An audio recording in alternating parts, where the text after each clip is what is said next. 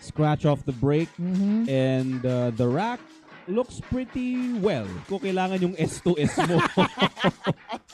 Aray ko. Pero just to be fair, John L.A. Garde, parang first time niya atang sumalang. Yes, first tonight. time niya dito. Tonight, ako, I'll go for that. 2 rails. Pero pwede nang 1 rail bounce lang naman din.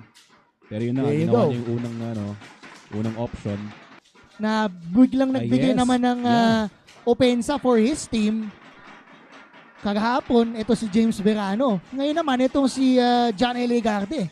We can look back at this moment kung ganun nga ang mangyayari heading on to the later part of this game. Yun. Behind 3 games. So, napaka-importante nitong tirang to. Oh, Very there nice. you go.